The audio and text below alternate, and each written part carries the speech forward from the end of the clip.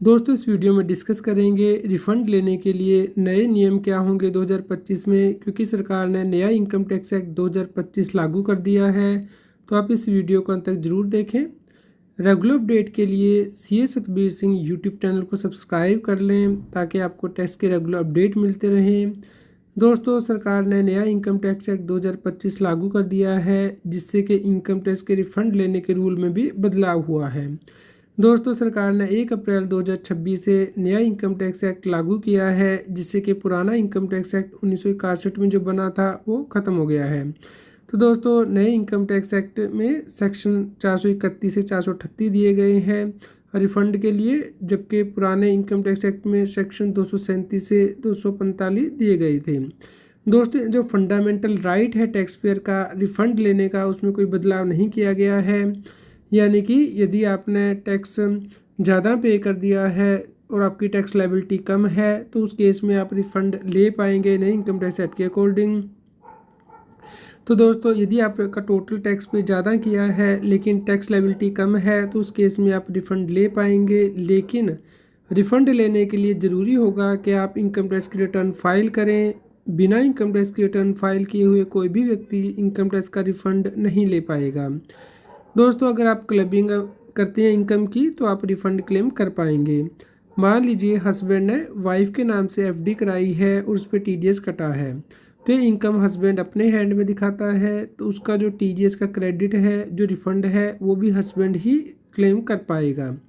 इसी प्रकार यदि किसी व्यक्ति की डेथ हो जाती है या इंसॉल्वेंसी हो जाती है, तो उसका लीगल रिप्रेजेंटेटिव, ट्रस्टी या गार्डियन इनकम टैक्स का रिफ़ंड क्लेम कर पाएगा।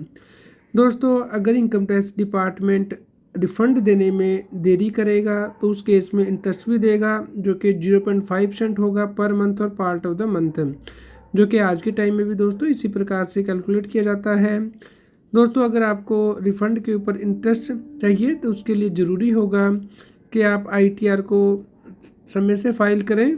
उस केस में 1 अप्रैल से इंटरेस्ट कैलकुलेट किया जाएगा। लेकिन यदि आप आईटीआर को ड्यू डेट के बाद फाइल करेंगे, तो उस केस में इंटरेस्ट की जो कैलकुलेशन है वो date of filing of return से की जाएगी। तो इस प्रकार 1 अप्रैल से नहीं की जाएगी। तो आपको इंश्योर करना है कि इनकम टैक्स की रिटर्न टाइम से फाइल करें। लेकिन यदि कोई व्यक्ति सेल्फ असेसमेंट टैक्स पे करता है, तो उस केस में जो इंटरेस्ट की कैलकुलेशन की जाएगी वो date of filing of return और date of tax payment whichever later से की जाएगी।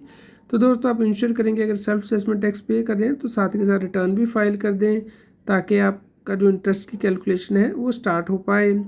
तो दोस्तों इसके लिए स्पेशल सेक्शन नए इनकम टैक्स एक्ट में दिए गए हैं कि यदि कोई स्पेसिफिक ऑर्डर की वजह से रिफंड दिया जा रहा है, तो एसएससी को इसके लिए एप्लीकेशन लगानी होगी, उसके बाद उसे रिफ़ंड दिया जाएगा, उसके बाद उसका इंटरेस्ट स्टार्ट होगा।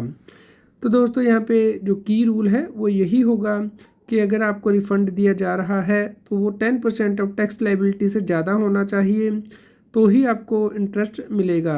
अगर 10% ऑफ टैक्स लायबिलिटी से कम आपका रिफ़ंड है, तो उस केस में दोस्तों इंटरेस्ट नहीं दिया जाएगा उस रिफ़ंड के ऊपर। तो आज के टाइम में भी यही रूल है। मान लीजिए आपका 1000 का टैक्स लायबिलिटी बनती है, तो उसका 10% हुआ 100 रुपया, तो 100 रुपये से ज़्यादा अगर रिफ़ंड होगा तो आपको इंटरेस्ट दिया जाएगा। तो हर केस में टैक्स लायबिलिटी को निकाला जाएगा, उसका 10% किया जाएगा। अगर उससे ज़्यादा आपका रिफ़ंड होगा तो ही दोस्तों आपको उसके ऊपर इंटरेस्ट दिया जाएगा। तो दोस्तों अगर कोई ऑर्डर पास किया जाता है असेसिंग ऑफिसर के द्वारा, तो 0.5% पर मंथ के हिसाब से इंटरेस्ट दिया जाएगा उस रिफ़ंड के ऊपर।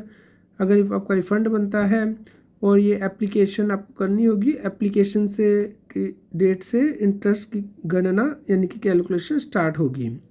तो दोस्तों नया इनकम टैक्स एक्ट सरकार ने सिंप्लीफाई किया है ताकि टैक्स पेयर आसानी से इसकी कंप्लायंस कर पाएँ और इंटरेस्ट का बेनिफिट भी आपको मिलेगा नए इनकम टैक्स एक्ट में भी। दोस्तों इसके बारे में हम आपको रेगुलर अपडेट देते रहेंगे जैसे ही सरकार नए रूल को नोटिफाई कर देगी।